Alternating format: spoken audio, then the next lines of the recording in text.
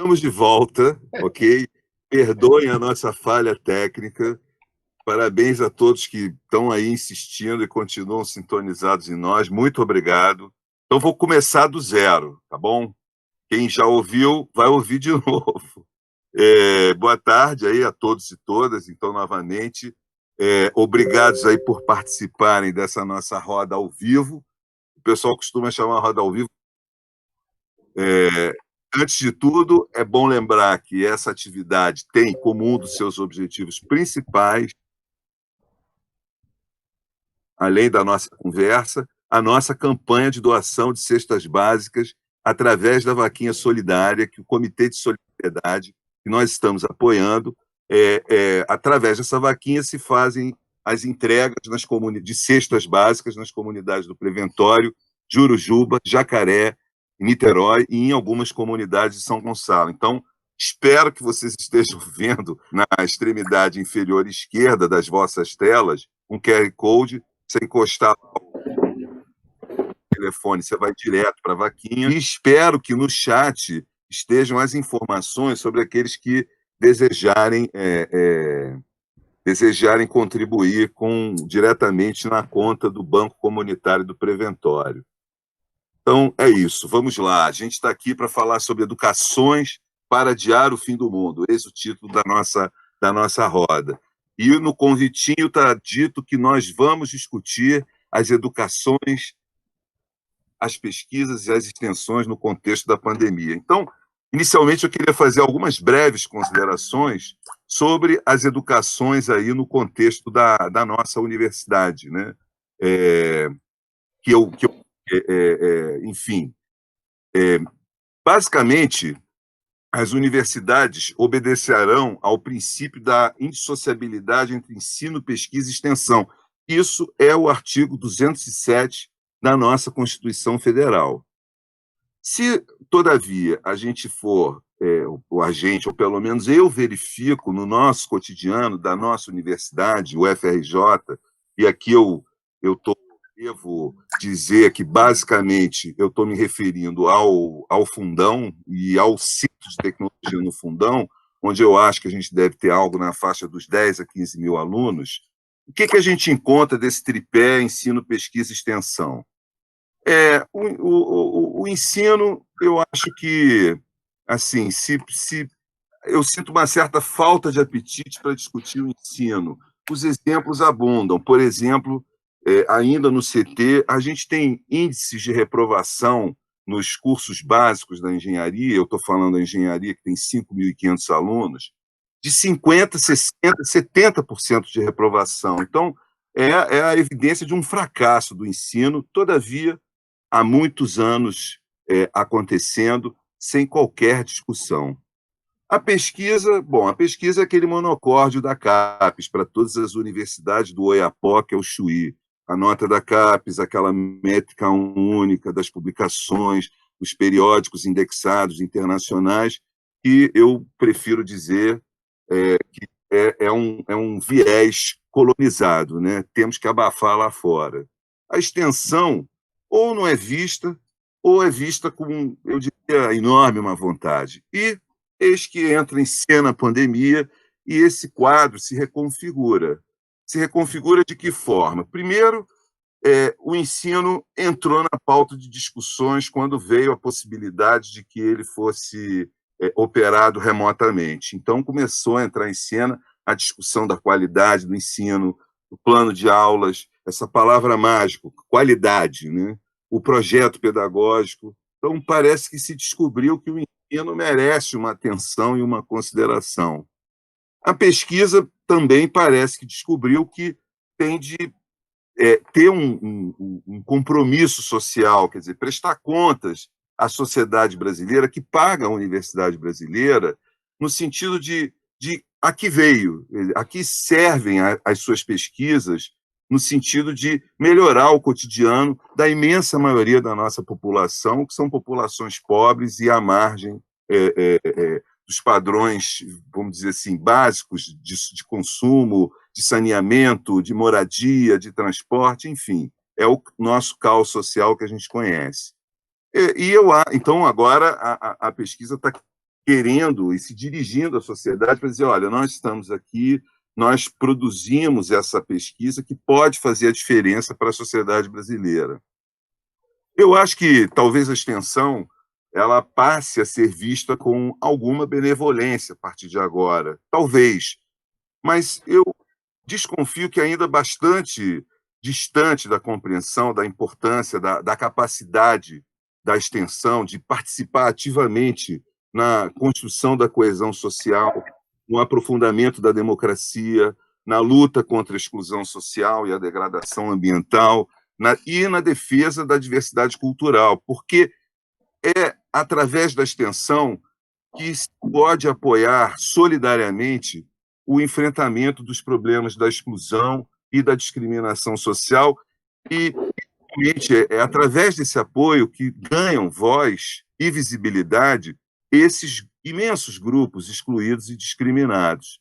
E também sem esquecer que a extensão ela tem de operar não só da universidade para fora, mas de fora da universidade para dentro.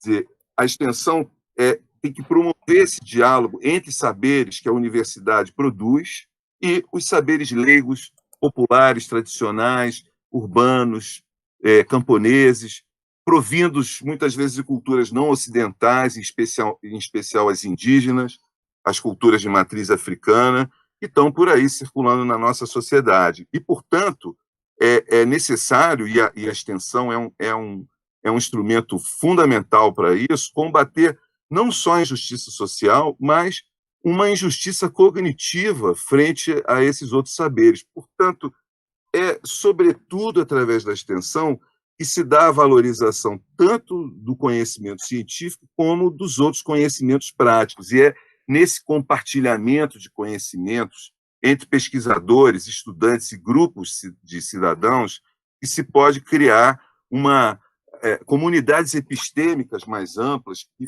convertem, aí, de fato, a universidade num espaço público, onde cidadãos e grupos sociais eles podem intervir sem ser exclusivamente na posição de aprendizes. Dito isso, e essa história da adiar o fim do mundo?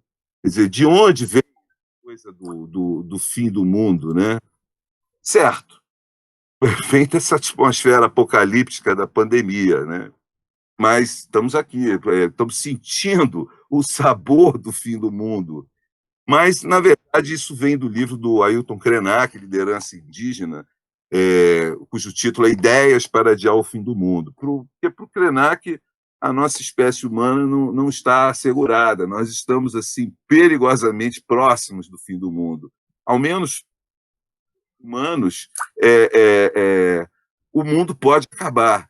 O nosso modo de vida marcha inexoravelmente para a destruição da vida em nosso planeta. E o livro do Krenak parte, eu acho, de uma provocação genial para adiar o fim do mundo. Quer dizer, qual é a provocação? Sempre poder contar mais uma história. Então, se a gente pode fazer isso, se a gente pode contar mais uma história, estaremos adiando o fim do mundo. Lembra o outro brasileiro genial, Guimarães Rosa, que narra, num conto chamado Com o Vaqueiro Mariano, a sua prosa de 3 horas à luz de lampião com um vaqueiro mariano, um vaqueiro do Pantanal, onde o narrador do conto, que é o Guimarães Rosa, que queria saber mais sobre a alma dos bois. Como é que era a alma dos bois? E depois de ouvir muitas histórias de bois que podiam odiar um humano, a vaca que dava conta do banho de sua dona para que ninguém se aproximasse. Tem hora até que o vaqueiro diz, aqui o gado é que cria a gente. Então, depois de ouvir essas 3 horas de histórias, o narrador do conto conclui: as histórias não se desprendem apenas do narrador, sim, o performam. Narrar é resistir.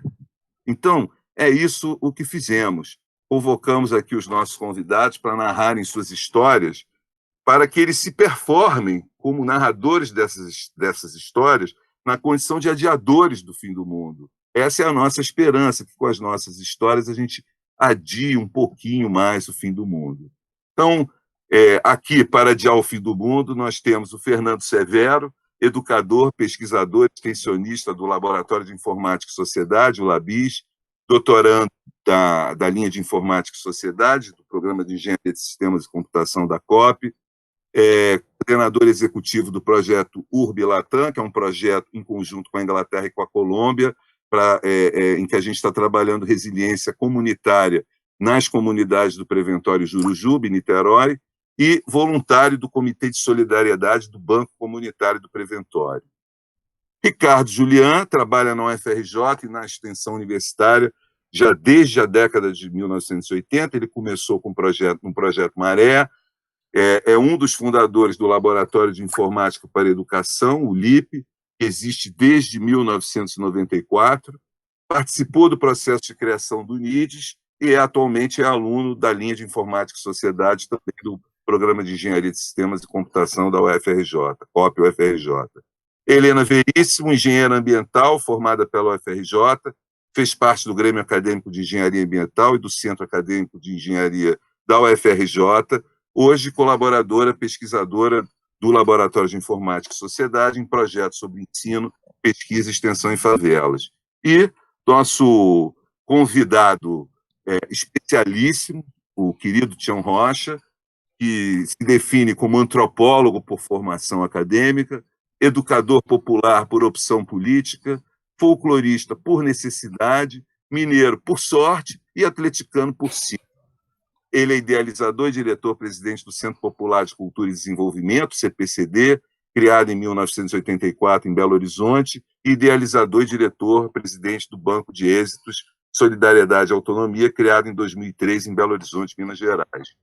O Tião Rocha ele propõe genialmente a respeito do Paulo Freire, que Paulo Freire não é um nome, é um verbo que se conjuga. Eu, Paulo Freire, tu, Paulo Freiras, ele, Paulo Freira, nós, Paulo Freiramos, vós, Paulo Freirais, eles, Paulo Freiram.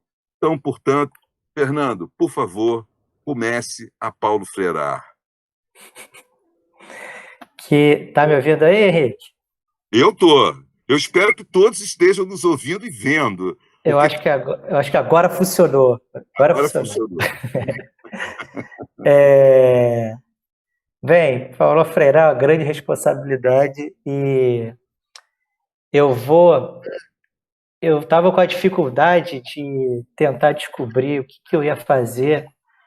Aí eu lembrei de uma coisa que eu estou aprendendo com meu grande amigo e mestre Henrique Kuckerman já há alguns anos, que é ler para outra pessoa, que era ler para os nossos alunos, que é ler nas rodas que a gente cria. Então, a gente tem lido junto durante algum tempo, e agora eu falei, cara, eu não vou ler, mas aí eu tive esse clarão que veio de Araçuaí, que é um educador maravilhoso que tem lá, que também é do CPCD, o Yuri Unas Miranda, que ele está fazendo umas leituras nos canais do CPCD, umas leituras do Guimarães Rosa. E ele deve estar lá, junto com a galera do cinema Meninos de Araçuaí, que eles fazem umas produções poéticas lindas. Eles estão fazendo umas leituras. Eu devo estar imaginando o Yuri lendo para aquela câmera, acolhido pelo povo do cinema lá de Araçuaí. E aí eu falei, cara, vou criar coragem, eu vou escrever o que eu quero falar e vou tentar fazer uma leitura sem conseguir estar na presença das pessoas, mas pelo menos tentar sentir, e vou fazer essa leitura. Então vamos lá. Quando eu estava pensando no que fazer com a provocação que essa série de lives está fomentando, eu achei bem difícil e eu fiquei tão cansado de raciocinar que eu caí no sono e comecei a sonhar com uma pessoa que se chama Ailton Krenak. Para quem não conhece, o Ailton é um dos maiores pensadores da atualidade. Nesse sonho, a gente estava lá na beira de uma serra em Itaipuaçu, que é um bairro de Maricá, que tem uma aldeiazinha guarani. A gente estava sentado na beira de uma árvore e a gente estava sentindo o cheiro de madeira queimando, de fogão a lenha. E aí, de repente, o Ailton olhou assim no fundo do meu olho e me disse assim: Fernando, nosso tempo é especialista em criar ausências. Ausências do sentido de viver em sociedade. Ausências do próprio sentido da experiência da vida. Isso gera uma intolerância muito grande com relação a quem ainda é capaz de experimentar o prazer de estar vivo, de cantar e de dançar. E o Ailton completou: Fernando, o tipo de humanidade que vocês, os especialistas, criaram, porque vocês sabem de tudo e sabem o que é melhor para a vida de todos, é um tipo de humanidade zumbi que não tolera tanto prazer, tanta fruição de vida. Então, vocês pregam o fim do mundo como uma possibilidade de fazer a gente, desistir dos nossos sonhos. Você não está pensando em resposta para essa sua live? Então eu te convoco a parar de raciocinar e começar a matutar em como adiar o fim do mundo. Essa provocação é totalmente estratégica. E o que é o fim do mundo? Presta atenção, rapaz. Adiar o fim do mundo é sempre poder contar mais uma história. Então, de repente, eu acordei num susto e comecei a tentar fazer aquele exercício de matutar. Eu comecei a tentar parar de pensar com essa velocidade do raciocínio, essa velocidade da razão que nos fez chegar até mais um desastre, que é esse desastre da pandemia. A mesma velocidade que criou essa escola que a gente está tentando comentar e avaliar aqui, que criou essa universidade, que criou essa educação, que hoje produz mais ausências do que permite às pessoas a contar mais uma história. Então eu comecei a matutar naquele ritmo. Sabe aquele ritmo em que os instantes que a gente vive duram quase uma eternidade? Eu acho que o biólogo Humberto Maturana já falou sobre isso em algum lugar. Então, eu estava acordado, já tinha saído do sono, estava me tocando, eu estava em estado de vigília. Só que eu percebi que eu não estava, como nós todos estamos aqui, em maio de 2020. Eu olhei para o relógio e percebi que a gente estava em 27 de maio de 2022. 2 anos lá na frente. Olhei ao redor e eu estava num bairro chamado Charitas, lá em Niterói, em frente ao Morro do Preventório, num dia ensolarado, muito lindo. Comigo estavam a Helena, o Ricardo, o Tião, o Henrique. Olhando um pouco mais lá na frente estava a Maloca, que é um lugar que é uma espécie de bar, centro cultural, banco comunitário, tudo junto. Havia uma faixa grande, escrita bem assim: Boas-vindas ao 13º Centro de Excelência em Ensino, Pesquisa e Extensão da FRJ. Eu achei aquilo estranho, mas ok, já era estranho estar em 2022. Na porta da Maloca estavam Sônia e Osana, que são lideranças de lá. E a reitora da universidade conversando com elas. Fiquei confuso. Perguntei para o Ricardo: o que a reitora está fazendo aqui, rapaz? Ricardo, aquele jeitão, respondeu: ué, ela veio aqui particular mais estudantes para o subcomitê de acolhimento das gestantes do preventório. Aquilo estava muito confuso. Falei: Ricardo, por que esse é o 13º Centro de Excelência? Ele respondeu: Severo, você está bem? Durante a pandemia, a gente fez um pacto de parar de criar ausências e contar sempre mais uma história na universidade. Hoje existem por aí mais de 100 histórias sendo contadas por esse Brasil. Ou seja, só a FRJ está dando apoio com estudantes, professores, funcionários, terceirizados, a mais de 6 centros de excelência. Eu pensei comigo mesmo: o que aconteceu com o tempo, rapaz? Por que eu perdi tudo isso?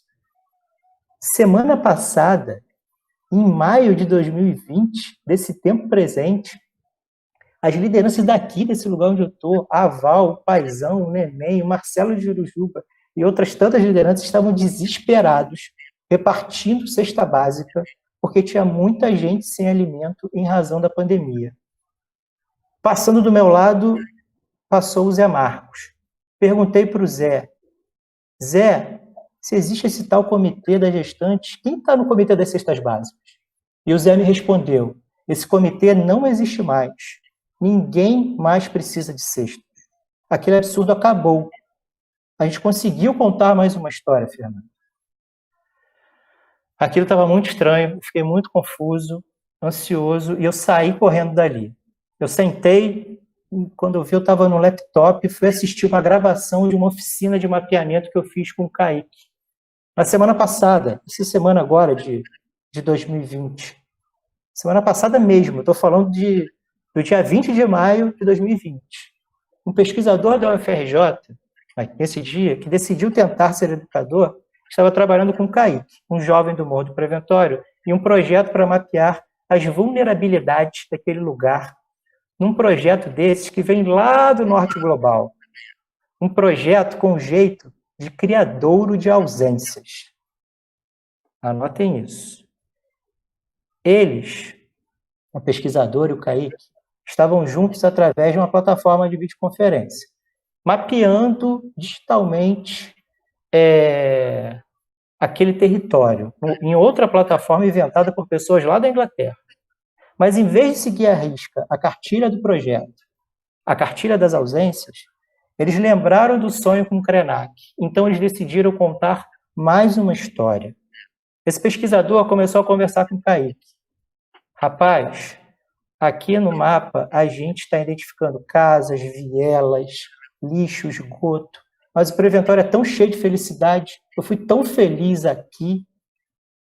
Kaique, perguntei para ele, o que te deixa mais feliz? Essa pergunta parece simples, mas toda vez que a faço, as pessoas têm alguma dificuldade de responder. Nossa conversa deu uma travada. Então eu sugeri, Kaique, fala uma coisa que você é muito bom. Aí o Kaique respondeu de bate-pronto. Eu sou muito bom em jogar Battlefield 4, que é com os meus amigos, que é um jogo, que são esses jogos eletrônicos que os jovens jogam entre si. Aí eu perguntei, você gostaria de colocar isso no mapa? Ele disse sim. Então eu falei, coloca no mapa, rapaz. Nossa conversa terminou ali. Fui fazer umas outras coisas no computador e passaram uns 40 minutos e chegou a mensagem do Kaique no celular. Terminei. Eu devolvi. Terminou o quê, cara? Não te pedi nada. Ele completou. Fiz um pouco diferente da nossa conversa. Em vez de colocar o que me faria feliz no mapa, eu coloquei o que faria mais feliz os meus amigos naquele mapa. Quando eu entrei no mapa que o Kaique havia criado, em cima daquele território, aquela abstração do Preventório, eu encontrei antenas de Wi-Fi, centros esportivos e lan houses. Ele me explicou que havia colocado as antenas em lugares próximos das casas onde os amigos não têm sinal, porque na pandemia eles não estão conseguindo se comunicar muito bem. E a internet, segundo o Caio, ajuda a manter as pessoas em casa. Ele também falou que as lan houses eram para depois da pandemia, para que eles pudessem jogar juntos. E as quadras esportivas também. O que o Kaique fez? O Kaique pegou uma ausência daquele projeto de mapeamento de um norte global e ele pôde materialmente contar mais uma história, a história do Kaique. As escolas, as universidades são lugares de um potencial extremo para a gente poder contar mais uma história. Para fazer isso, a gente só tem que empurrar todo o entulho colonial e abrir espaço para que um pensamento de fronteira, como chama isso Walter Miolo, ou uma epistemologia do Sul, como diz o Boaventura Souza Santos, ou simplesmente empurrar o céu, como diz o próprio Krenak, citando A Queda do Céu, do Davi Copenaua. Empurrar o céu para que a gente consiga respirar, para que a gente sempre possa contar mais uma história. Na semana passada, eu tive o privilégio de aprender com o Kaique a empurrar um pouco do céu para respirar. A pandemia requer isso, que a gente, como coletivo, empurre o céu para respirarmos e para conseguirmos dançar, cantar, estudar, pesquisar, inventar de verdade. A pandemia não requer só uma vacina, ela requer também que a gente aprenda com os povos originários, com as comunidades periféricas, com os quilombolas, com as mulheres, a somente fazer uma coisa: empurrar o céu para cima. A pandemia veio mostrar para nós, especialistas em criar ausências, que o céu está muito baixo. O pessoal das comunidades, das favelas, os povos indígenas, quilombolas, já estão habituados com esse confinamento, com que um céu muito baixo produz. Talvez eles estejam mais resilientes durante esse desastre que a gente. Eu acho que as escolas e as universidades agora estão sentindo na pele o confinamento que um céu muito baixo produz, deviam se juntar programaticamente para esquecer um pouco da humanidade zumbi que nós nos tornamos, para nos juntar às pessoas que de fato querem adiar o fim do mundo. Essa história que contei agora é entremeada de coisas que de fato estão acontecendo agora, que aconteceram algumas semanas ou meses atrás, lá no Preventório, e nesse mundo virtual que a gente misturou o real com o virtual, e que estão nos sentimentos de futuro que temos como utopias educacionais. O limite entre a realidade e a ficção, entre o plano sair do papel, entre uma utopia saltar de nossos corações, é a quantidade de coragem coletiva que a gente vai conseguir reunir para contar mais histórias de educações diferentes. E com elas, adiar o fim do mundo. Eu aprendi na comunidade de El Pacífico, na Colômbia, que eles chamam de convite tanto uma comida preparada para alimentar quem participa de um mutirão, como chamam de convite também o próprio o mutirão, a reunião. E é esse o convite que o Ailton Krenak fez, que eu refaço para quem trabalha com educação. O projeto de educação que estamos vivendo foi arquitetado para ser um criadouro de ausências. Mas esse mesmo projeto está cheio de pequenas constelações de gente que trabalha todos os dias para adiar o fim do mundo. É muito importante que a gente reconheça francamente que somos criadores de ausências. Mas esse reconhecimento não nos deve jogar na negação ou numa culpa. Uma culpa inventada pelos lados norte. Pelo dano que nós causamos. Essa ausência, a gente deve ter a potência, esse reconhecimento deve ter a potência para a gente, a partir desse reconhecimento, trabalhar sempre para contar mais uma história. Viva as universidades públicas, viva todas as escolas do Brasil que irão trabalhar para adiar o fim do mundo. Ou seja, para contar sempre mais uma história. E eu encerro a minha fala, Henrique. Viva! Obrigado, Fernando. Só aqui pegando do nosso chat, o José Marcos, com um endosso do José Orleans, lembra muito apropriadamente a Sherazade, que também, a cada noite, conta uma história para tentar adiar o fim do seu próprio mundo. E acaba convertendo a ira do Shariar, né, do rei Shariar, em amor profundo, né? Então, bem lembrado, Zé. A Edilane manda um abraço da Zona da Mata. E aí agora vamos continuar Paulo Freirando com Ricardo Julián. Ricardo Julián, por favor, Paulo Freires.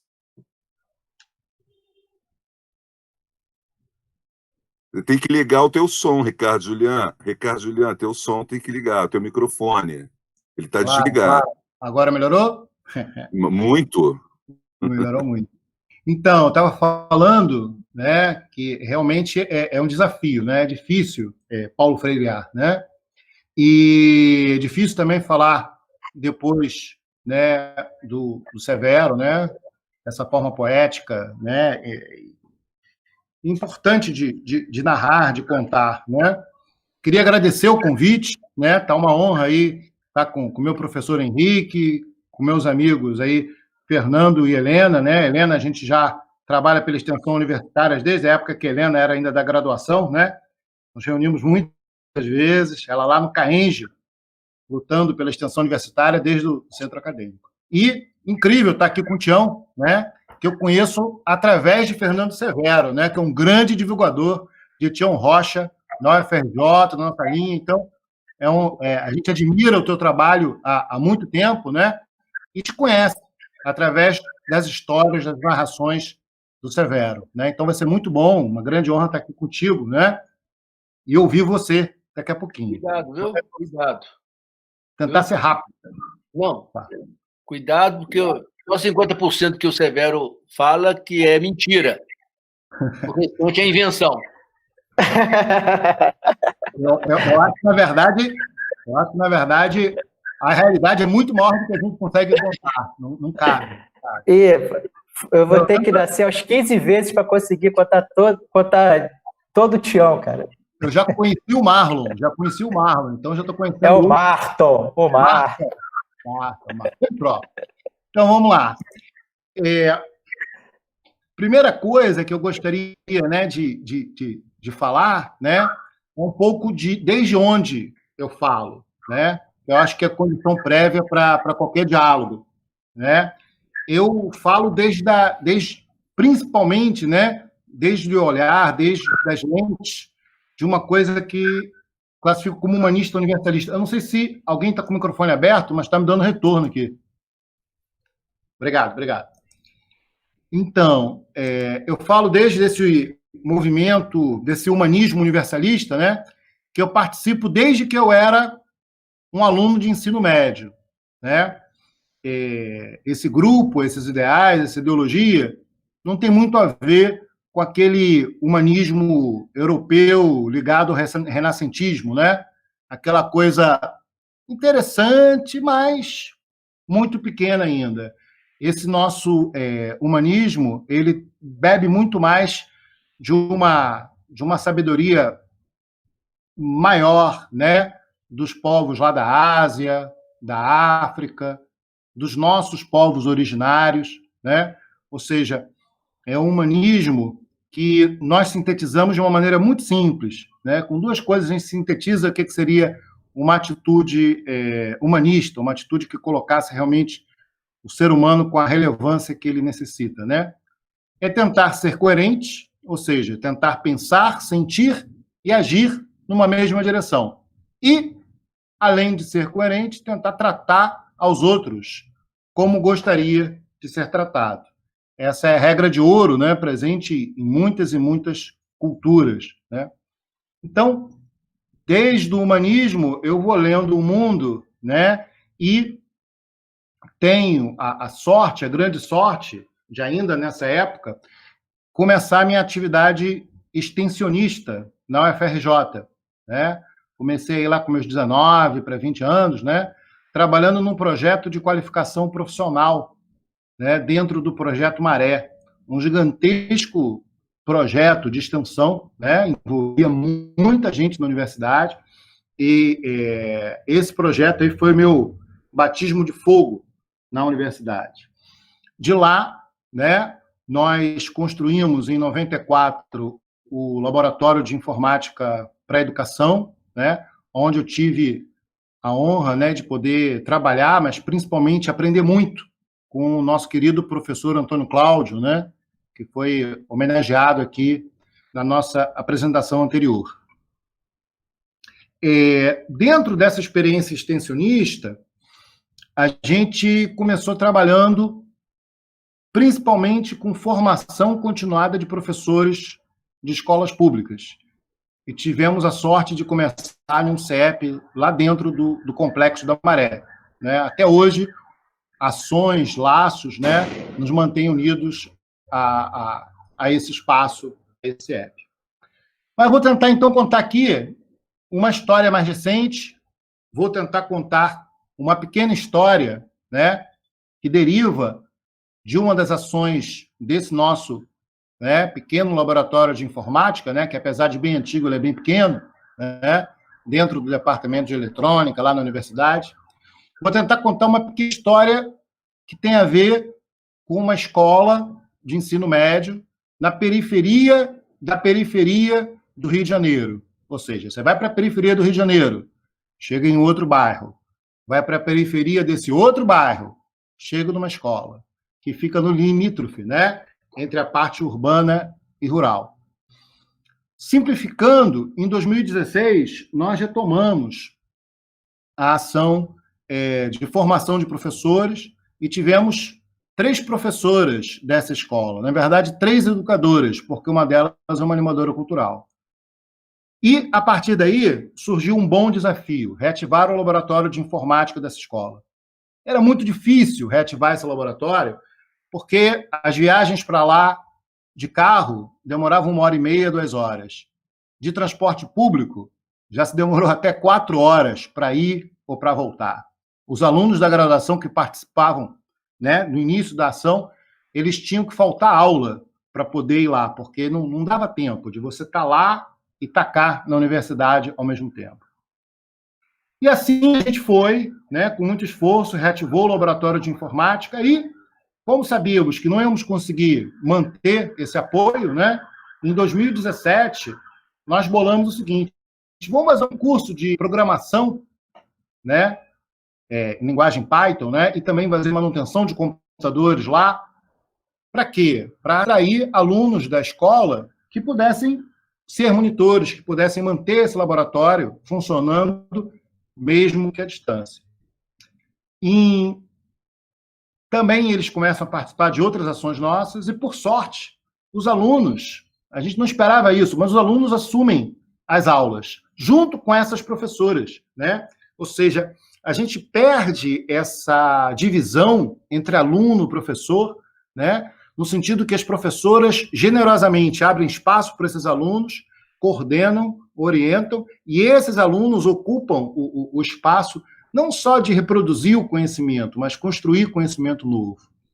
Esse projeto avança. Em 2019, né, também com várias outras ações dessa escola, eles resolvem dar um nome muito bonito, né? Esse laboratório de informática passa a se chamar Espaço Ubuntu, né?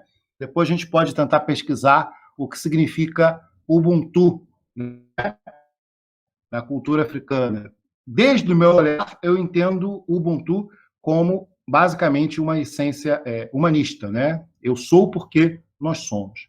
E esse projeto expandindo muito, envolvendo alunos, ex-alunos, alunos de outra escola, professores novos, né? Toda a potência do mundo, até que vem a pandemia, né? 2020 inicia com a pandemia, e esta escola pública, aonde nós atuamos, ela tem, né, as suas atividades presenciais interrompidas. E aí tem um problema, né, para fazer o link com essa discussão da pandemia atual. Alunos e professores, em pouquíssimas semanas, são jogados sem condições materiais ou preparo necessário para um modelo de educação à distância que ninguém se preparou, ninguém estudou, e alunos, né, sem acesso à internet, sem computadores. O governo do estado, desde o início, está prometendo aí um chip milagroso que iria colocar, né, acesso à internet para todos os alunos, e recentemente isso foi desfeito, né, ou seja, essa promessa foi desfeita, eles encontraram lá uma outra solução, mas que para nós não atende. Então é muito triste você ver desânimo, gente pensando em desistir, principalmente os alunos mais velhos, né, da educação de jovens adultos, né? E a gente está tentando, né, bravamente, as educadoras, os alunos, os monitores, eles estão tentando reativar. Estou terminando, tá? Meu cronômetro aqui já sinalizou, vou para a conclusão. Estão tentando bravamente, à distância, né, manter o espaço Ubuntu fazendo aquilo que ele tem de melhor, né, que é integrar, unir os alunos, né, abrir espaço, protagonismo para eles. E nós estamos preparando cursos online de programação, nós estamos apoiando aos alunos com dificuldade de acompanhar as aulas. Você imagina como é que é difícil para um aluno estudar por uma conexão de internet ruim, com um celular, né? Como é que ele faz um trabalho, como é que ele estuda, ou seja, realmente muito, muito, muito complicado eles estarem usando aí as plataformas que estão usando, tudo isso, que infelizmente só reforçam, no geral, né? Óbvio que existem exceções, mas reforçam aquele modelo da educação tradicional ou da educação bancária, né, que Paulo Freire denuncia. Então, pessoal, nós estamos agora dentro desse projeto do Espaço Ubuntu, com uma dificuldade tremenda. Nós estamos aí há praticamente 2 meses nos reunindo, os alunos mesmos nos mostraram o caminho para a gente se conectar, quais eram os programas que eles sabiam usar melhor, que eram mais adequados, né? Estamos usando aí um programa que era feito, a princípio, para jogar, nós estamos conseguindo fazer educação com o programa que tinha sido feito para jogar, mas está muito difícil, né? Muito difícil. A semana nós vamos nos juntar novamente, amanhã, porque como é que a gente consegue manter remotamente, consegue manter à distância um projeto como esse, que tem como seu elemento central, principal, o afeto, a comunhão, o estar junto, o abraço, né? Realmente eu fico sempre muito feliz toda vez que eu vou lá e vejo a forma como os alunos se relacionam entre si, como existe inclusão, como existe respeito, né? Como existe construção coletiva do conhecimento, né? De uma maneira amorosa, como Paulo Freire, né? Sempre afirmava ser necessário. Então, realmente, pessoal, fazer um projeto como esse, né? Sem abraço, sem riso, né? Sem estar junto, realmente é muito, muito, muito difícil, né? E, por último, né, na provocação, né, nessa questão de adiar o fim do mundo, eu não sei, falando como humanista, que eu quero adiar o fim desse mundo. Não, eu quero que esse mundo que está aí acabe rápido, né? Eu quero rápido que esse mundo que o Severo descreveu há pouco, né, que ele sonhou, que ele imaginou, que ele vivenciou, se realize, né? Um mundo onde todos os seres humanos tenham total condição de ser livres, onde não só não exista exploração econômica, mas também não exista manipulação, coisificação, né? A destruição da humanidade do outro. Então, espero que em breve saiamos dessa pré-história. Mas é sempre disputa. Antes da pandemia, durante e depois, temos que continuar disputando, né? Disputando contra a barbárie, disputando contra aqueles que acreditam que o ser humano é uma coisa, aqueles que acreditam que o ser humano é uma máquina de consumir, que é uma máquina, né? Agora alguns acham que é uma máquina de dar tiro nos outros e por aí vai. Mas é isso. Queria mais uma vez agradecer e passo a palavra. Obrigado, Ricardo Juliana. Sinta-se abraçado, com muito carinho. Olha só, o Vinícius Pereira manda um salve humanista de Recife. Deve ser para você aí, esse salve humanista. Então, Vinícius é um grande amigo, ele fez muito pré-vestibular humanista aqui no Rio de Janeiro, está construindo as campanhas de não violência lá nas escolas, lá no Nordeste, há muito tempo. Então, você vê que é difícil, mas não é impossível, né? A gente está junto, carinhosamente, nos ciberabraçando. Vamos lá, Helena. Agora chegou a tua vez. Helena, por favor. Obrigada, Henrique. Eu queria dar boa noite a todo mundo e, primeiramente, agradecer muito o convite. Estou muito animada, me sentindo muito acolhida por vocês e muito honrada de estar aí nessa roda que a gente está promovendo aqui. Henrique, você pode tirar o microfone que eu também estou me ouvindo? Obrigada. Desculpe. Não tem problema, não. Eu vou fazer que nem o Ricardo Juliano também e vou falar de onde eu venho, né? Porque, de fato, a gente só falar tira um pouco um contexto da nossa própria fala. Então, eu sou há 8 anos aluna e há 1 semana engenheira. Então, eu resolvi fazer uma fala em que, na verdade, eu falo mais como aluna do que como engenheira, porque eu tenho muito mais anos de aluna do que anos. Não tem nem anos de engenheira, né? 7 dias sou um baby engenheira. Bom, mas aí as minhas reflexões que eu faço hoje são muito na minha vivência como aluna de engenharia ambiental da UFRJ, né? E também uma pessoa que já há muito tempo fala assim, eu não só falo sobre educação, sobre ensino, mas também penso sobre isso já há muitos anos, né? Acho que talvez eu tenha começado a pensar mais de forma até um pouco mais acadêmica, né, de pesquisa e tal, no começo da minha faculdade já, né? Eu acabei terminando minha faculdade com um TCC sobre esse tema, mas isso já é uma coisa que vem comigo desde o meu segundo, terceiro ano de faculdade, assim. Então, é mais ou menos daí que eu parto as minhas reflexões, né? Então, assim, a minha primeira premissa que eu acho que a gente tem que ter em mente é que o mundo que a gente está vivendo hoje é um mundo já diferente do que a gente estava acostumado, né? Então, é um mundo que eu digo virado de cabeça para baixo. Só que, ao mesmo tempo que o nosso mundo virou de cabeça para baixo, acho que a gente tá muito mexido com isso, tá tentando se adaptar, mas a gente ainda parte dos mesmos pressupostos que antes. Então, acho que a gente está sempre esperando voltar ao normal, esperando voltar ao antes, né?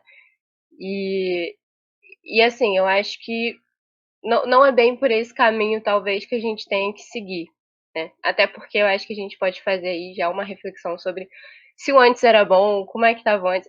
Assim, spoiler, eu não acho que estava bom, mas, mas enfim, por que eu digo isso, né? Na minha experiência dentro da engenharia na UFRJ, como o Henrique estava falando mais cedo sobre 70% de reprovação, essas coisas, que é uma coisa que, inclusive, eu tentei mostrar no meu TCC, né? Eu tentei fazer um diagnóstico não só da engenharia ambiental, mas como da engenharia na UFRJ como um todo. Então, a gente tem o quê, né? Qual é o nosso panorama? É uma instituição, a UFRJ, uma instituição muito sólida, importante, não quero tirar toda a importância que a gente tem da UFRJ, relevante nacionalmente, internacionalmente, só que com, assim, professores e um ensino, de modo geral, muito reprodutor de um modelo que, assim, sinceramente, eu já questionava muito antes, agora então questiono mais ainda. Eu acho que não tem muito mais sentido a forma como a gente tinha o modus operandi de ensinar, né? Ensinar e de aprender. E eu acho que, assim, apesar da universidade ser um lugar de experimentação, e eu digo isso porque eu acho que a universidade é um lugar importante, é um lugar que ele pode fazer você ser uma pessoa muito crítica, você é, crescer muito, né? E assim, desde que eu penso sobre isso, eu luto por uma educação que seja também cidadã, que seja uma educação que você seja formado como ser humano, né? Não somente como um técnico e tudo mais, mas também é um lugar de muita hierarquia entre os professores e os alunos, muita aula de via de mão única, né? Então o professor fala e o aluno escuta, e enfim, de decoreba, de regra maluca de professor, essas coisas. Pelo menos, de novo, né, na minha experiência na engenharia. Então, assim, a necessidade da mudança no ensino, eu acho que ela é bem anterior à pandemia, na verdade, eu acho que ela é uma necessidade. Então, foi mal, gente. O alarme aqui. É uma necessidade já que a gente já vinha tendo antes, né? E, e eu acho que se a gente que eu digo, né? Assim, pessoas que estamos aqui nessa roda, mas também pessoas que pensam uma educação diferente, pensam uma educação popular, alternativa, se a gente não fizer pressão para que essa mudança ocorra de uma outra forma, a gente só vai ter uma reprodução adaptada do que acontecia antes, né? Ou seja, o velho no novo. E assim, eu acho que a questão de você ter uma reprodução do que a gente fazia é normal, inclusive, né, é o que a gente quer, a gente anseia para o dia que a gente vai voltar a andar nas ruas normalmente, a ter o mundo velho que a gente estava acostumado. Reprodução, a gente tá muito tranquilo com a reprodução em si, né? E diferentemente da construção, de construir algo novo, que é muito mais difícil.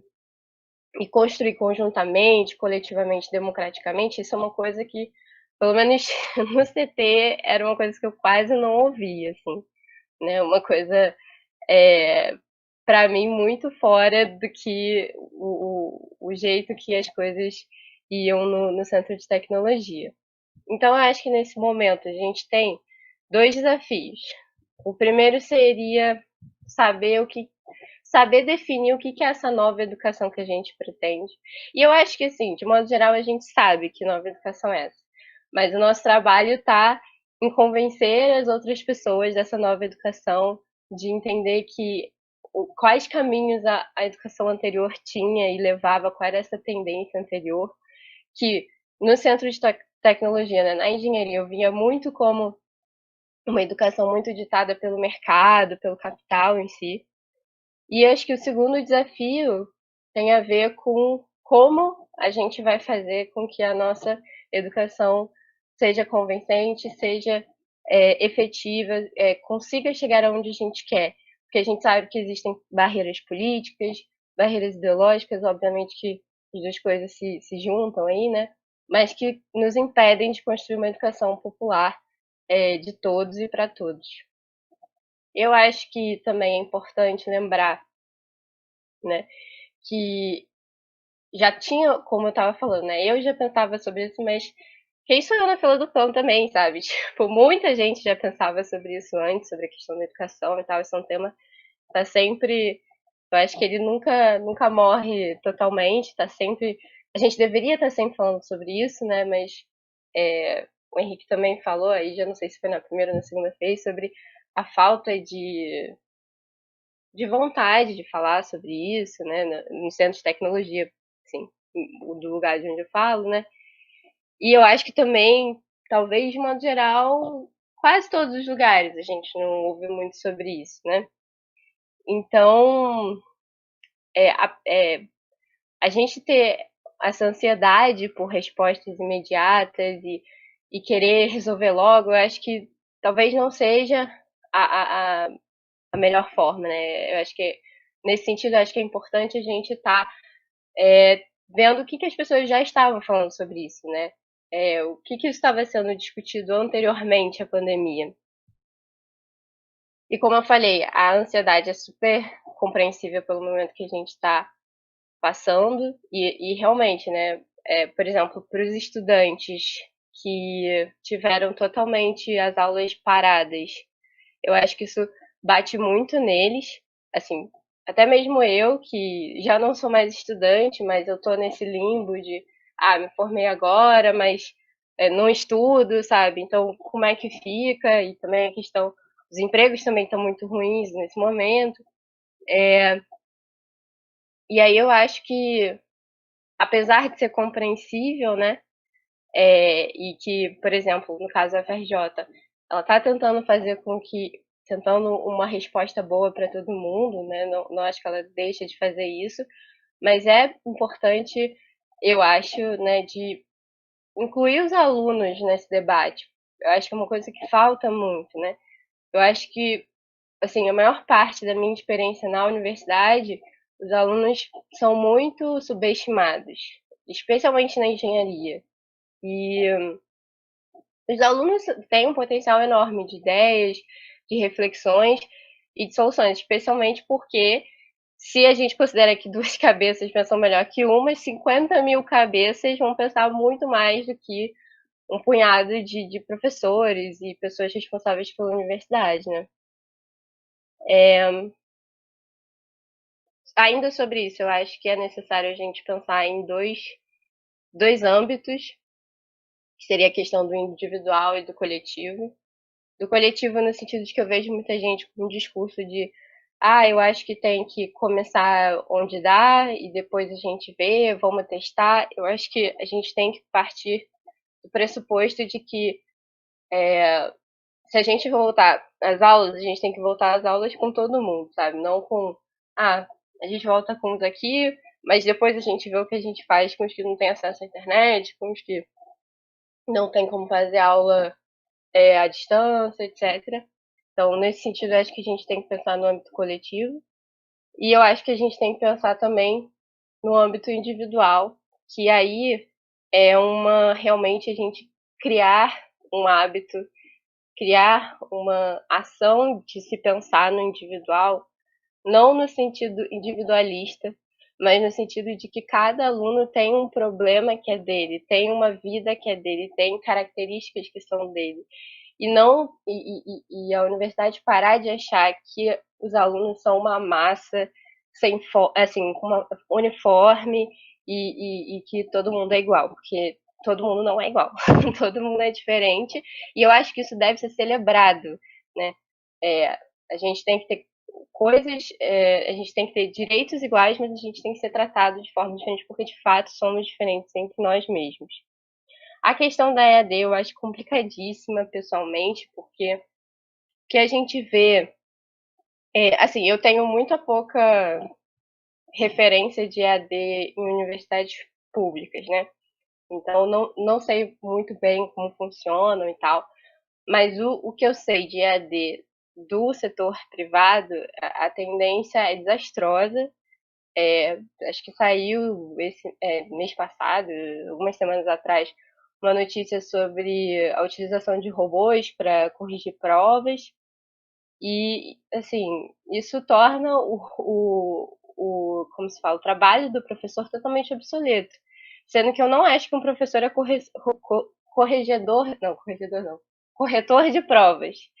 Mas, assim, o fato de você utilizar robôs para fazer isso não é só uma coisa ruim para o aluno, é para o professor.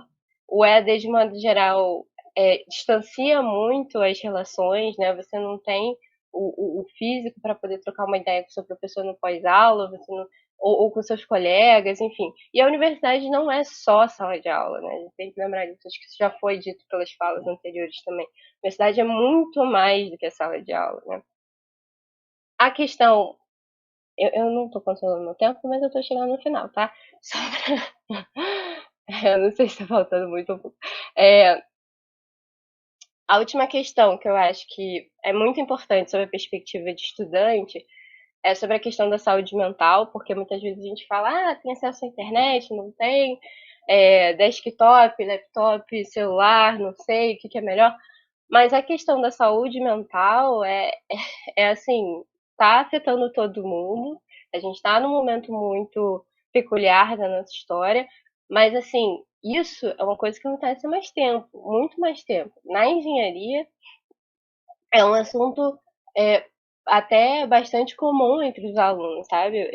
No início eu ficava meio assustada de, tipo, estar conversando com alguém e ele fala, não, porque eu tenho depressão, não sei o quê, blá, blá, blá. E eu achava isso muito estranho no começo, mas depois eu comecei a ver que, na verdade, o problema da saúde mental nos estudantes, e eu acho que na academia de uma forma geral, é muito preocupante. Então, por que a gente está falando só disso agora? Por que isso é um fator só agora? Eu acho que isso tem que ser levado em consideração.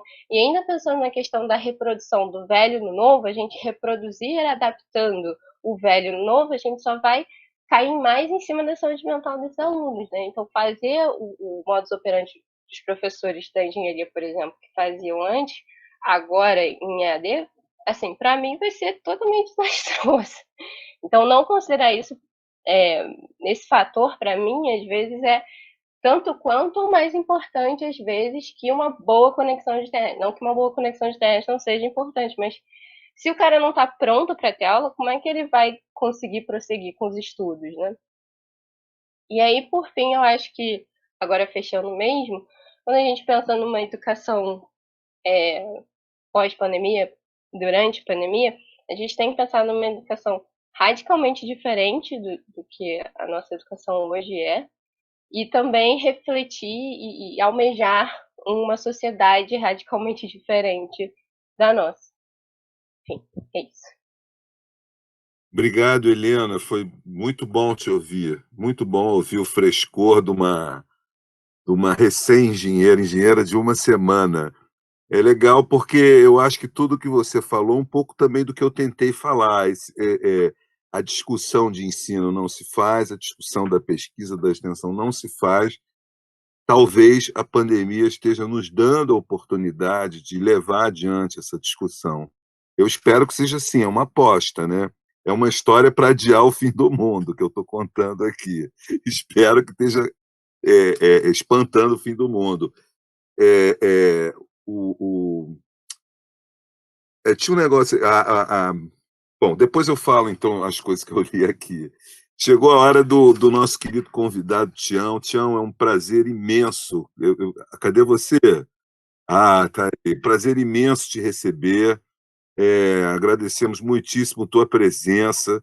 Eu me lembro que a última, quer dizer, quando eu te conheci, a gente combinou uma ida era sua aí. Você falou, ó, tem que ficar 3 dias para poder ter direito a comer o melhor queijo Minas, o melhor torresmo, a melhor cachaça de Minas.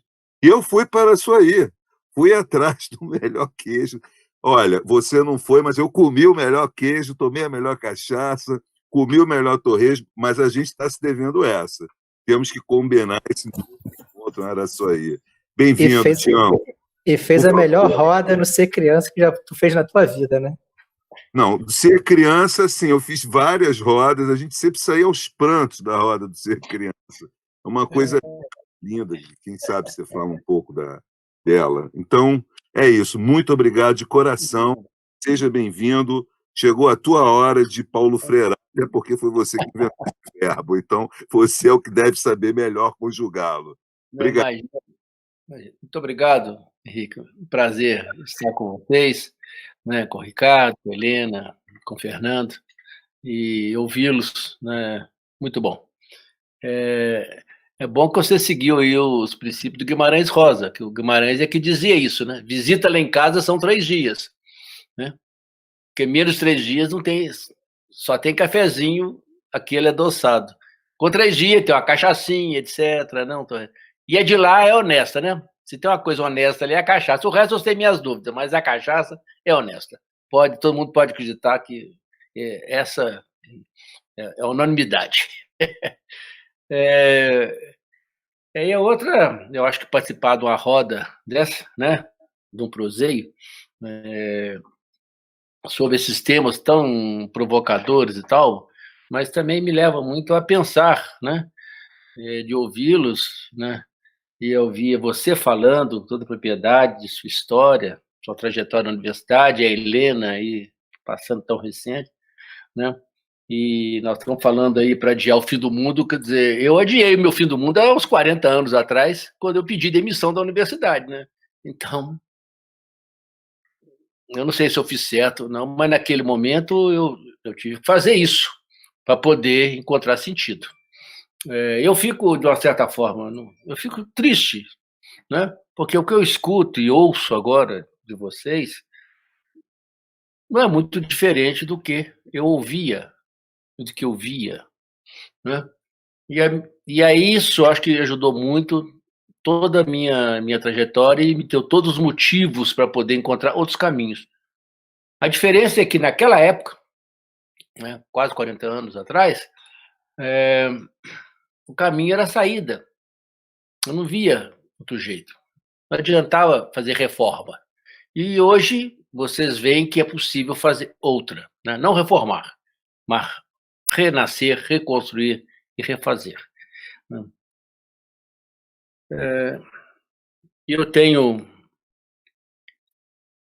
Eu era professor e fui professor durante muitos anos, até que um belo dia, né, dentro da universidade, lá em Ouro Preto, eu tive uma coisa que eu costumo ter ao longo da minha vida, que os americanos chamam de insight, né? Em Minas a gente chama de clarão mesmo, né?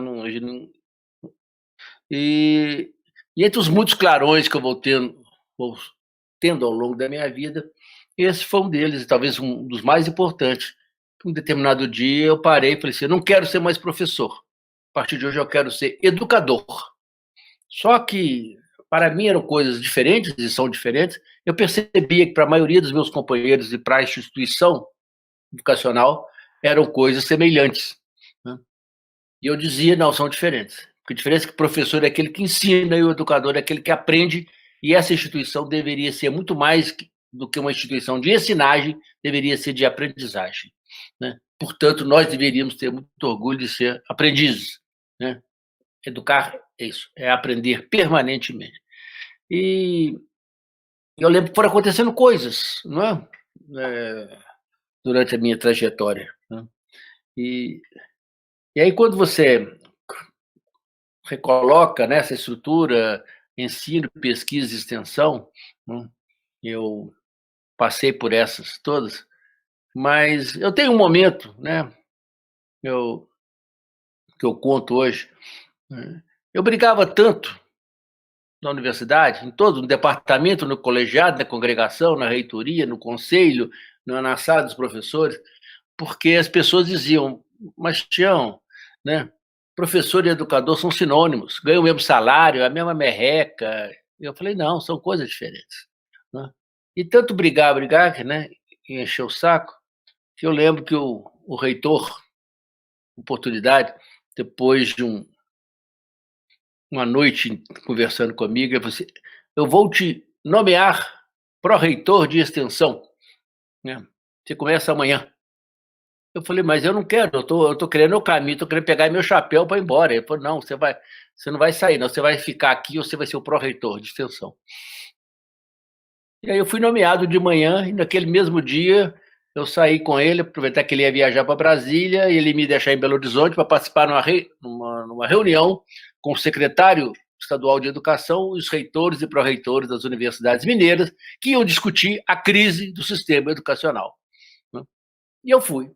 Né? Sentei lá e tinha lá uma turma lá né, os magníficos, os não tão magníficos, né, mas que têm pretensões, falando, né, e eu ouvindo, com muito cuidado aquilo. Né, e eles falavam exatamente isso que estão falando. Né, né, falava disso, né, dessa falta de apetite, desse ensino que é comida insonsa, né, falava dessa pesquisa que ficava muito mais, sabe, né, para produzir papéis, né, onde a extensão era também má vontade, etc, onde as escolas públicas também não funcionavam. Então, era um relato um atrás do outro. Em determinado momento, eu não resisti mais, eu pedi a palavra, falei, olha, aprendi uma coisa com os senhores, agradeço muito, né, que eu acabei de perceber que nesse país nós temos uma escola que nunca teve, né, nem evasão, nem repetência, nem bomba, nem segunda época, nem, sabe, nada, né, nem bullying, nem coisa nenhuma. Uma escola que funciona. Eles falaram, mas essa é a escola que nós sonhamos. Eu falei, mas ela já existe? Eles falaram, qual? Eu falei, escola de samba. Né? Aí gerou um pandemônio, né? E aí todo mundo prestou atenção. Escola de samba? Aí uma senhora assessora do secretário, né, na época, o finado Levido Coelho, ela falou, professor, isso é uma conversa muito séria que nós estamos fazendo aqui. Né? Quer dizer, então, o senhor acha que a nossa escola deveria ser igual aquela bagunça que é uma escola de samba? Eu falei, minha senhora, eu estou vendo que a senhora não entende nada de escola de samba. Né? A senhora nunca deve ter ido numa. Ela falou, não, naquilo lá é uma bagunça. Tal. Eu falei, não, senhora. Na sua escola deve ter disciplinário, não tem? Ela falou, claro que tem que ter. Eu falei, pois é, escola de samba não tem disciplinário. Tem diretor de harmonia. É outro papo, né, gente? Nós estamos falando de outra conversa, é outro mundo, né? Aí, ela não satisfeita, ela ficou muito brava. Ela falou assim, quer dizer, então, o senhor acha que o senhor Joãozinho 30 tinha que estar aqui no lugar do secretário da Educação? Eu falei, não, senhora, né? Não acho, não. Mas que o seu Joãozinho 30 podia ser o reitor da Universidade Brasileira, isso ele podia. Por quê? Porque esse cara conseguiu transformar uma cidade a partir de uma escola de samba. Né? E a Beija-Flor de Nilópolis é um exemplo de como fazer inclusão, participação, envolvimento e as pessoas assumirem o seu território. Né? Aí virou um pandemônio, claro, a reunião não acabou, né? Virou um fuzuê. Logo já ligaram para o reitor. Quando eu cheguei em Ouro Preto, ele falou que eu estava dispensado. Eu falei, eu fui para o reitor mais rápido na história. Nomeado de manhã e dispensado de tarde, quer dizer, não durou nem 24 horas. Então, foi uma experiência muito boa, porque eu aprendi para todo sempre. Né? O que significa a escola de samba? Né? Vocês que estão no Rio sabem perfeitamente, isso faz parte da vida, gente que se dedica à infância, tudo, à maturidade, à vida, ao samba, a fazer a escola sair, né? Trabalha, vive, constrói, isso gera uma economia, isso gera valor, isso gera música, gera beleza, gera o ar, isso tudo que ela faz. Você imagina um povo, né, que trabalha o ano inteiro para, em 90 minutos, contar uma história, fazer uma narrativa, né? E não atravessar, não, e mostrar o seu samba enredo, com toda a sua alegoria e adereço, bicho, esse povo é capaz de fazer coisas que até Deus duvida. Né? Por que a gente não aprende com eles? Por que nós não os convocamos para outras coisas? Né? Por quê? Né? Isso ficou lá num departamento marginalizado e que só se procura numa época. Por que a gente não pega essa energia transformadora que existe? E isso começou a fazer parte fundamentalmente do meu trabalho. Né? Então, ser educador é ser um aprendiz disso, desse lado da vida que não aparece, que não está na forma, que não tem placa na porta, não é? Não precisa ter CNPJ, não tem essas coisas, mas que tem um sentido, que tem um compromisso com isso, com a beleza, com a vida, né? Com as coisas que as pessoas necessitam para viver bem. Então, essa experiência só para ilustrar de como é que foi trilhando o meu caminho a partir desse lado. Quando se sai esse assunto dos Brasis profundos, eu acho que é isso que a gente precisava de aprender. Né? Eu tive o privilégio de conviver e trabalhar com o Darcy Ribeiro, né? E o Darcy dizia sempre, ele falou assim, entre nós, gente, a universidade inglesa é importante, né? Ele fala, ele fala assim, porque ela é inglesa. A universidade francesa também é importante, porque ela é francesa. A universidade americana também é importante, porque ela é americana. E a universidade brasileira? Eu falo, bom, aí fica difícil, né? O que ela não tem é a cara de Brasil, porque ela nunca quis respirar, cheirar, aprofundar e aprender com a cultura brasileira. Mas aprender de fato, né? Genuinamente, ir lá, sentar, sentir, conviver, né? Ir para a roda, né? Para aprender, né? O tempo e o ritmo, como esse povo faz. Aonde? No todos os Brasis possíveis, né? E olha que são muitos, né? Eu trabalho há alguns anos em partes desses Brasis, parte pequena, né? O aprendizado é essa escola que vocês referiram, né? Quer dizer, eu não preciso, se eu tenho uma experiência no Vale do Jequitinhonha, né? Que era considerado o Vale da Miséria, o Vale da Fome, que historicamente foi ser taxado e demarcado como isso, ele demonstra que hoje é um lugar de uma riqueza extraordinária, de uma potencialidade, de uma transformação incrível. Né? Isso demonstra os contatos e as pessoas que lá vão, né? E que têm oportunidade de conviver, como é que investir no aprender o jeito das pessoas fazerem. Né? E aprender nessas formas tem sido a coisa fundamental. E aí, quando se coloca... Né, essas situações aí de educações, né, para adiar o fim do mundo, eu acho que a gente tem que, né, com o livro do Krenak é fantástico, né, o Ailton fantástico, né, e ele está lá na beira do Rio Doce, né, e na sua aldeia, né, e lá buscando um lugar que foi atingido, né, pelo acidente de Mariana, que afetou toda uma bacia inteira e que afetou o sentido da vida, e eu trabalho na região lá em Barra Longa, e o que a gente está conversando com as pessoas, né? Olhando para as pessoas para perceber em que tempo que elas vivem, né? E como é que a gente entende e aprende o ritmo em cada tempo. Aí, para melhorar a minha compreensão, eu fui pedir emprestado a Santo Agostinho, né? Que era um cara... Né? Falou muita bobagem, né? Tinha umas coisas lá mal resolvidas. Mas também tem coisas muito boas, né? Tanto que virou santo, né? Santo Agostinho dizia que só existe um tempo na nossa vida, que chama-se o presente. E as pessoas vivem ou no presente do passado, ou no presente do presente, ou no presente do futuro. Né? Em que tempo que as pessoas vivem? E eu percebia naquela região, né, que é a mesma onde o Krenak mora, né, que as pessoas viviam no período... A pandemia lá foi um desastre ambiental que derrubou inundou e acabou com o Rio Doce, lá de Mariana, né? Da barragem do Fundão, que arrasou a vida. E quando eu conversava com eles, a pandemia deles era essa, né? E eles passavam assim, antes do acidente, antes da tragédia, né? Como é que era a vida, né? O que a gente perdeu? O que rompeu, né? Por onde a lama...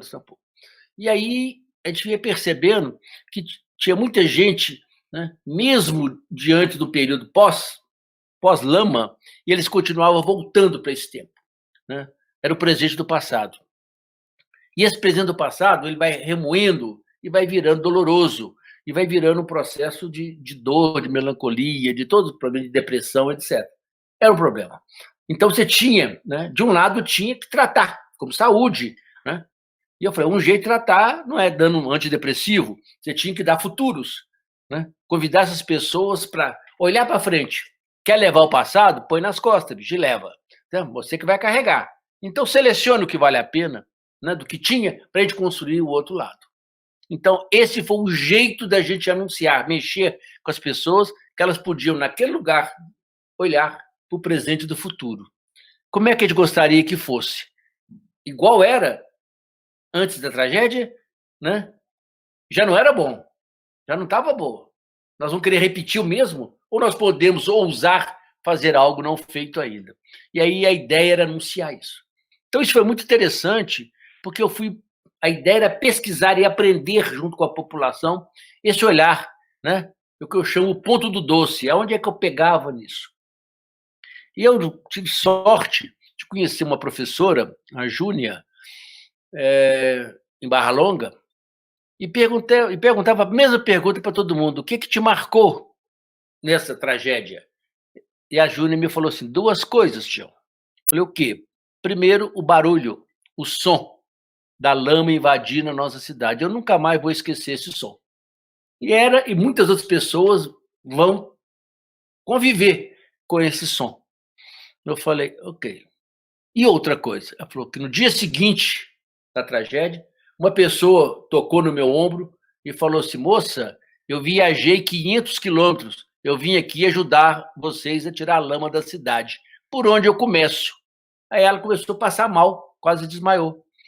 Na hora que ela voltou a ser, ela falou assim: meu senhor, aqui não tem nada, não tem um lugar de comer, para dormir, não tem nada. Ele falou: não, você não entendeu. Eu viajei 500 quilômetros para ajudá-los a tirar a lama da cidade. Só quero saber por onde você quer que eu comece, pô. Ela não sabe quem é essa pessoa, mas ela sabe que marcou para todo sempre essa fala. Foi o gancho que eu precisava, né, como educador. Falei, Júnior, eu não viajei 500 quilômetros, não, mas eu não vim aqui para tirar lama. Eu quero ver como é que a gente constrói esse lugar. Como é que a gente faz um lugar melhor? E aí, quem é que nós vamos precisar? Tirar as pessoas. Agora, tem uma idade, né, os jovens, que esse a gente tem que ficar de olho neles, porque eles não podem ter presente do presente. Eles não podem ficar lamuriando, chorando o leite derramado, né? Porque senão eles entram em depressão, eles perdem o sentido, porque vai contra a natureza do ser jovem, né? Porque ser jovem, né, vem de Juve, de Júpiter, né? Júpiter é aquele que tudo pode, né? Mete o pé pelas mãos, meio porra louca, né? Mas ele acredita em algo que ele não tem, ele quer sempre mais, mais, mais. O que a gente precisava? Canalizar a energia desses meninos para algo não feito ainda. Estender nos limites do possível. Pensar, né, nessa coisa, né, que eu poderia chamar aí, que era para adiar o fim do mundo para eles, né? E aí era construir com eles. Como é que a gente constrói o presente do futuro? E esse é o trabalho que nos orientou. É olhar para as pessoas e aprender daquilo que elas têm, que elas fazem, que elas querem, que elas sabem, né, desse patrimônio que elas já são, né? E não importa como é que isso foi formado, se isso tem PhD, se tem formação, se é a experiência da casa, se é analfabeta, não interessa, eu não pergunto, né, nada disso, eu quero saber isso que as pessoas são hoje, como é que a gente pode juntar essa energia para construir esses futuros possíveis. E aí, essa ideia, né, que o Krenak fala das narrativas, né, você contar mais uma história. é você acrescentar, né? Estender os limites do possível. Eu acho que essa é uma questão, né, que se falou aí, acho que com muita propriedade, né, que é de empurrar o céu, né? Quando você fala disso, eu acho que é estender os limites do possível, né? E isso aí, eu acho que quem nos ensina isso de forma brilhante é Eduardo Galeano, né? Eu não preciso de melhor conceito, porque o Galeano dizia, né, que isso é utopia, né? E a utopia é aquela coisa desafiadora, né, que está na nossa frente, nós estamos olhando para ela, e você anda 100 metros na direção dela, e ela anda 100 metros para frente. Você corre 10 quilômetros, ela corre 10 quilômetros. Você fala, pô, não pego nunca, não chego. Não é para chegar, né? Ela existe para te orientar, para te provocar, para te estimular. E aí, quando você percebe isso, você tem essa situação, né? Que eu falo aí, o período AC, o período DC. Antigamente, ele falava antes de Cristo, depois de Cristo, aí você fala antes do Covid, depois do Covid, né? Que são parâmetros reguladores da nova coisa. Antes, nós tínhamos, né, um mundo que estava se acabando, estava realmente entrando no fim do mundo, né? As ameaças eram todas, né? Já tinha os grandes fundos, as grandes agências consultoras de cenários já tinham falado, olha, daqui a 50 anos nós vamos ter um problema seríssimo, né? Pela falta de alimentos e falta de água na humanidade. Então vai haver coisas terríveis. Você imagina, né? E a gente convivendo com esses indicadores e parece que vamos levando, continuando investindo na Bolsa de Valores, continuando jogando, falando de PIB, falando, sabe, em crescer, e desenvolver e aumentar capital, quando, né, nós vamos ter problemas sérios de água e de produção de alimentos, que são contradições, né? Onde se joga alimento fora, você tem a quantidade de gente morrendo de fome por falta de alimento. Então, essa situação caótica, de repente você leva um choque, né? A natureza mandou a gente parar. Para, cara. Para, porque senão você morre. Entendeu? Senão o mundo acaba, é aqui mesmo, né? E essa parada, né, significou e está cometendo todas as... Né, nós estamos perdendo tanta gente e morrendo, né? Aos montes, né? Começou no aritmético, agora já está daqui a um pouco está no geométrico, né? O número de mortes. Nós temos mortes exponenciais no mundo, né? Ainda bem que uma boa parte salva, né? E nós estamos em busca de salvar, de segurar isso aí, usando todos os recursos. Essa parada nos obrigou a mudar. E eu gosto muito do que vocês falam, né? Quer dizer, a educação, as escolas começaram a perceber, né, o que eu tenho que ensinar, levar para os nossos alunos agora que eu não encontro com eles. Antes eu já sabia, o programa está feito, a matéria, a aula de 50 minutos, senta aqui que eu vou falar um monte de coisa, você vai anotar, né? Eu finge que ensina, você finge que aprende, né? Todo mundo finge que... A escola finge que existe, e nós vamos levando isso na galega e vamos que vamos. Agora é diferente, né? Porque eu tenho que falar à distância. As pessoas podem não estar conectadas, não ter essas possibilidades. Outra coisa que mudou, né, que não é simplesmente, né, ter uma fábrica de publicação, né, na pesquisa. Eu tenho uma amiga, né, ela fala que ela virou a garota CAPES, né, que vai aparecer na CAPES todo dia tem que botar o nome da CAPES, porque tem que aparecer lá para ganhar, subir no ranking, né?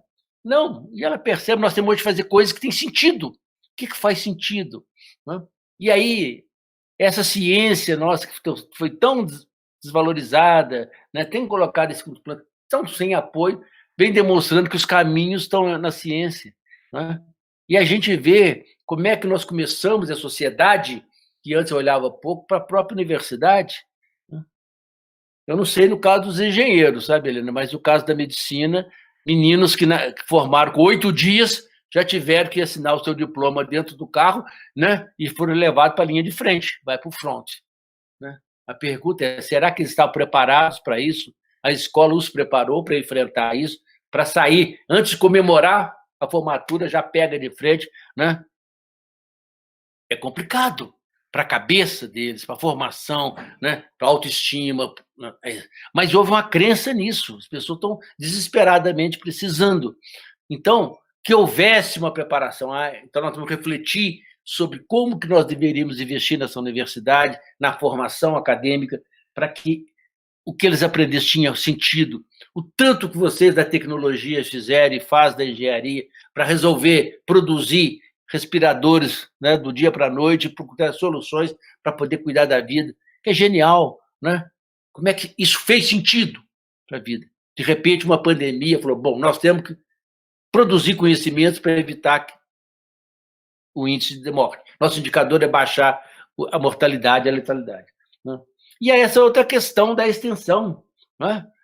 O que era de má vontade, o que era meio benevolência, é de sair da caixa, né, e ir ao encontro, né, para encontrar com o outro de forma solidária, para a gente criar uma mão dupla.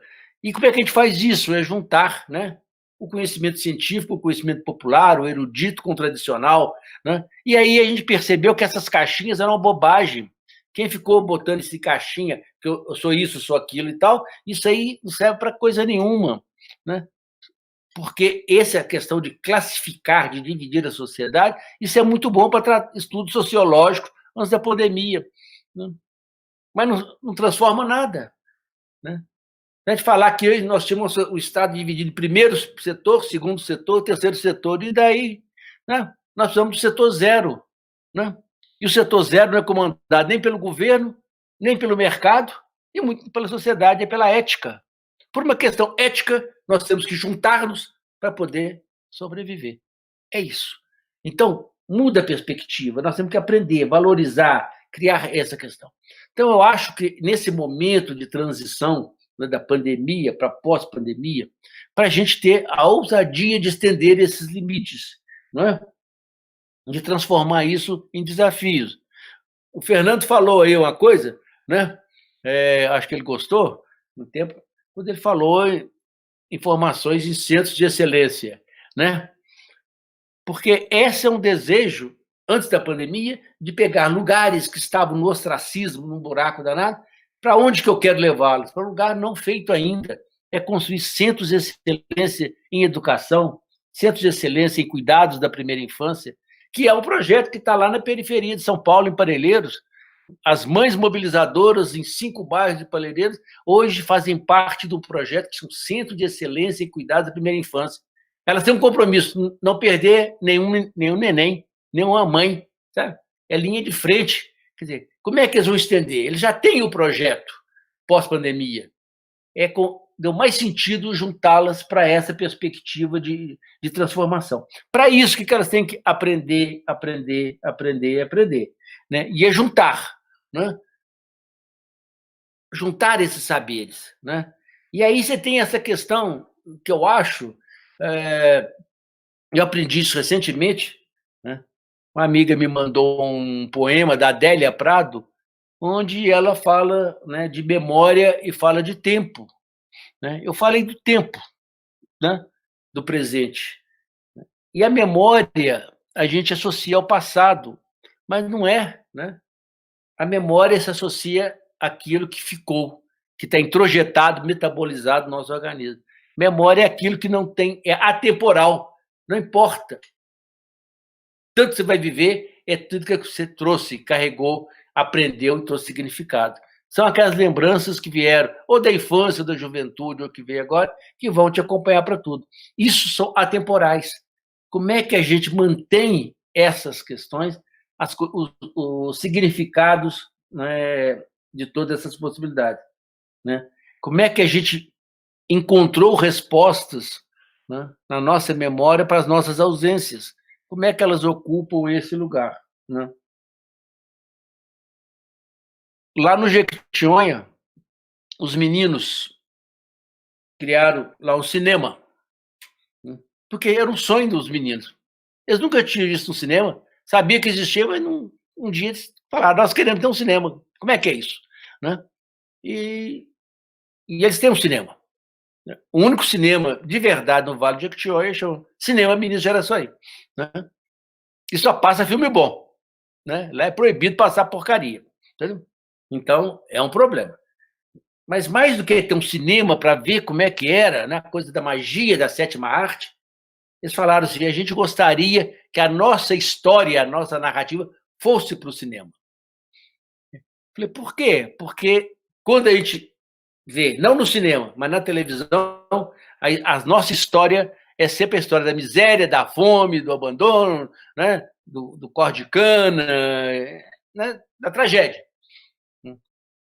Nós queríamos mostrar o outro lado. Qual o outro lado? O lado bonito. Eu falei, que as pessoas não sabem. Eu falei, elas não sabem, então vocês é que tem que contar. Eu falei assim, mas a gente também não sabe, porque a gente nunca foi chamado a falar disso. Eu falei, então você trata de descobrir. E foi muitíssimo interessante, porque o jeito que eu encontrei de fazer isso foi entregar para eles o livro do Ítalo Calvino, As Cidades Invisíveis. Né? Leiam isso aí. Vejam como Marco Polo salvou da morte. Né? Toda noite ele contava uma história, né, para o sultão. E assim ele foi levando. Né? E ele nunca terminou essas histórias. E as pessoas perguntavam, isso é verdade ou é invenção? Né? Eram verdades que ele inventava. Né? Então, e eles falavam comigo depois que leram, nós precisávamos também pegar o lado invisível da nossa cidade, da nossa cultura. Né? Falei, então descubra essa cultura invisível. E eles começaram a ir atrás. E eles começaram a olhar para si como eles nunca tinham olhado para as pessoas, olhado pelas suas narrativas, olhar pelas suas histórias. E trazer isso e registrar. Né? E começava a registrar isso, fazendo vídeos, né, grandes, né, enormes, umas coisas chatas, enjoadas, demoradas. Falei, não aguento a vez, não. Conta essa história para mim em 1 minuto. E eles começaram a contar histórias narrativas em 1 minuto. Pronto. Né? Eles ganham todos os prêmios, todos os anos. Entrou em Festival do Minuto, eles chegam lá e ganham o primeiro, porque eles perceberam olhar para o ponto luminoso, olhar para as pessoas e pegar no cerne, tocar na alma, pegar naquilo onde bate a memória, onde bate o significado da vida. Então, essas coisas permitiram que eles começassem a construir, né, narrativas, projetar as narrativas para outros se verem, se encontrarem com ela numa relação de aprendizagem absolutamente educativa, de troca, toma lá da cá entre o eu e o outro, de forma absolutamente plural. Né? E, a partir daí, ousar, né, a essa ideia de empurrar o céu, de estender os limites do possível e aumentar essas possibilidades. Então, eu fico muito sensibilizado que quando a gente estava conversando sobre isso, a gente estava na ameaça do fim do mundo mesmo, né? A pandemia chegou exatamente para cumprir, para adiar um pouco, mas nós estávamos falando isso em vários níveis, né? Tanto que agora, em abril, deveria acontecer, né, uma reunião em Assis, na Itália, convidada pelo Papa Francisco, que era para discutir uma nova economia, uma economia a partir das pessoas.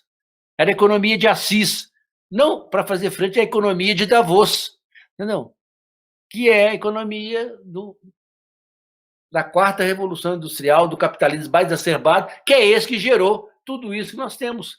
Não é? E aí nós temos uma questão, ele foi adiado. Quem ia participar desse encontro? Jovens do mundo inteiro, né? Com alguns grandes personagens importantes, mas chamaram os economistas jovens, né? Os recém-formados, né? Para que pudessem os jovens para discutir futuro. Né? Eu chamei os novos Júpiters. Né? Essa estava na pauta.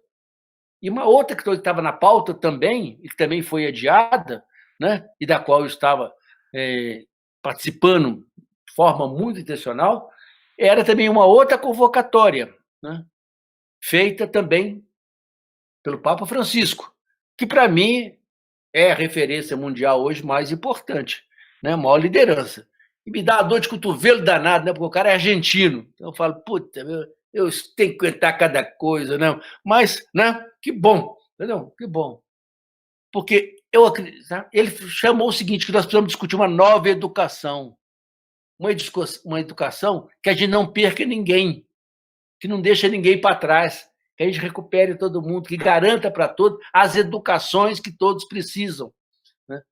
E quando ele fez essa convocatória, ele usou uma expressão que me encanta, porque eu tive o privilégio de trabalhar na África, né?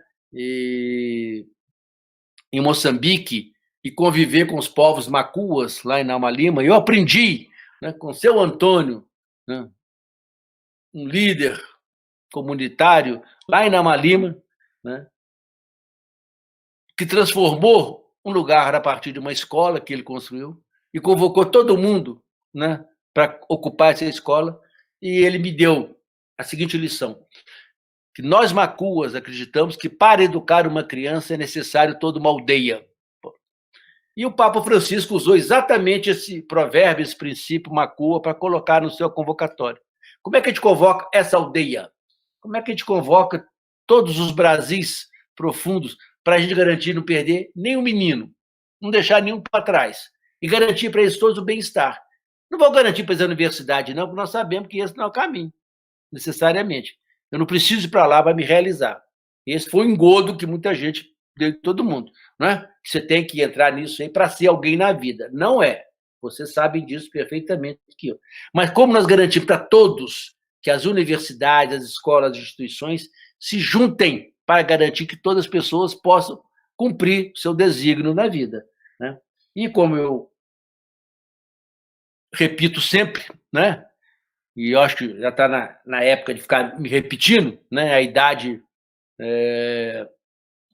me permite isso.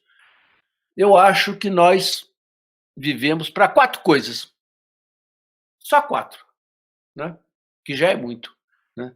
É para ser feliz, felicidade plena, para ser livre, liberdade, né? E para ser educado, para aprender. É isso que tem que ser, né? O resto você tem que ter saúde. A única coisa que precisa ter é saúde, né? Para ser essas coisas. E cumprir isso dessa forma. Então, eu acho que esse tem sido o jeito, né, que a gente acredita, colocando dentro do CPCD, que há 36 anos existem e que nós saímos dos não objetivos educacionais nos primeiros 2 anos para construir com 34 anos, a gente já tinha 2 anos de existência, nós conseguimos sair dos não objetivos para construir um objetivo, né? E sabe, construir um objetivo é coisa muito elementar, né? Você sabe disso melhor do que eu, né? Porque existe uma regrinha que é porreta. Pega-se um verbo na forma infinitiva, põe no início da frase, né? E enche de linguiça depois, cara. E pronto, e ninguém vai falar que o objetivo está mal formulado, né? Porque ele está bem formulado. Porque se o verbo estiver no lugar certo, né? Pronto. Se vai realizar ou não, esse é o departamento, não é aqui. Você terceiriza e joga lá na conta. Só que nós tínhamos um compromisso conosco, porque nós queríamos ser educadores, ser aprendizes permanentes. Tínhamos que ter um objetivo que tivesse um verbo que fosse conjugado, e tem que ser no presente do indicativo, que é esse verbo que nós estamos conjugando aqui. E que nós o conjugamos todo o tempo, que é o verbo Paulo Freirar. E ele não existe nem no futuro, nem no pretérito. É Paulo Freiraria ou Paulo Freirarei. Não existe, não. Você faz agora ou sai da moita. Paulo Freiragem é isso. É olhar a vida de forma generosa, né? Com vontade, com tesão, mas ao mesmo tempo olhar o outro, né? Com compaixão, com afeto, com amor, e como cidadão pleno de direitos, de força, e olhá-los não como desigual, mas como um diferente. E são os diferentes que se atraem, não é isso? A turma aí da lógica matemática, não é isso? Os iguais se repelem, nós precisamos dos diferentes. É porque é neles que a gente se completa. Construir isso, eu acho que é o nosso jeito, cada vez mais, né? E para isso tem que ter algumas referências, né? Para a gente adiar o fim do mundo. O meu é ter uma cartilha que chama-se A Carta da Terra. Se todos nós seguíssemos a Carta da Terra, que para mim é o documento mais importante que a humanidade produziu no século XX, para a gente inaugurar o século XXI. São os princípios fundamentais para nós, terráqueos, conviver junto com os outros seres vivos, no lugar, na nossa casa comum, nossa casa-mãe, na nossa casa-irmã, e nesse sentido, né? Então, é isso, né? Desculpe a falação por excesso, mas vocês provocaram, né? Obrigado. Obrigado, Tião. Provocamos e estamos felizes com a provocação. Então, queria agradecer muitíssimo a todos. Lembrar, assim, eu me lembrei agora no final do provérbio popular, né? Quem conta um conto, aumenta um ponto.